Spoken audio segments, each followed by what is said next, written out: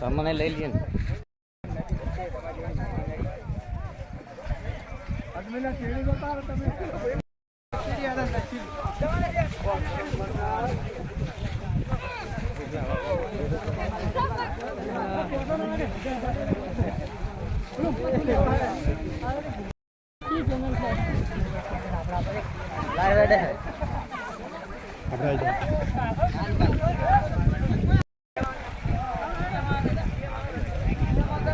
ए भाई आया मुझे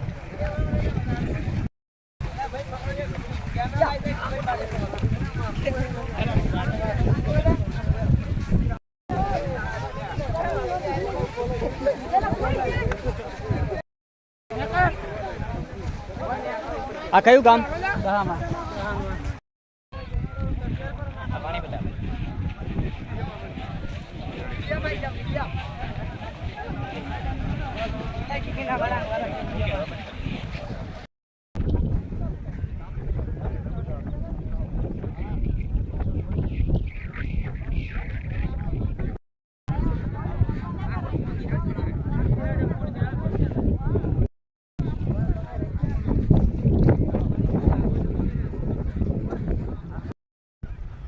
બનાસકાંઠાના તમામ ખેડૂતો માટે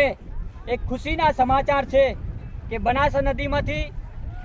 35,000 ક્યુસેક જેટલું પાણી છોડવામાં આવી રહ્યું છે અને જે પ્રકારના દ્રશ્યો સામે આવી રહ્યા છે આપ જોઈ રહ્યા છો અહીંયા બનાસ નદી ફૂલ પ્રગતિ એટલે કે એની જે ગતિ છે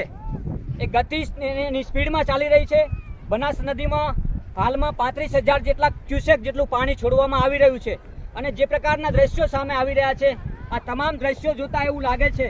કે બનાસકાંઠાની જે સમસ્યા હતી ભૂગર્ભ જળની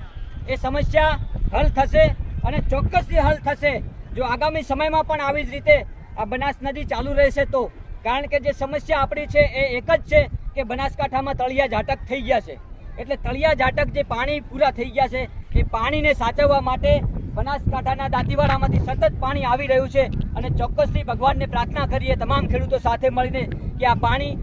અવિરતપણે આવતું રહે, બનાસ નદી સતત ચાલુ રહે. કારણ કે બનાસ નદી ઉપર જ આ બનાસકાંઠા નિર્ભર છે એટલે બનાસ નદી એનું નામ પડ્યું છે. બનાસકાંઠાવાસીઓ એટલા બધા ખુશ છે કે જે રીતના આજે 11:30 વાગે 6 જેટલા દરવાજા ખોલવામાં આવ્યા અને ત્યારબાદ જે ખેડૂતોના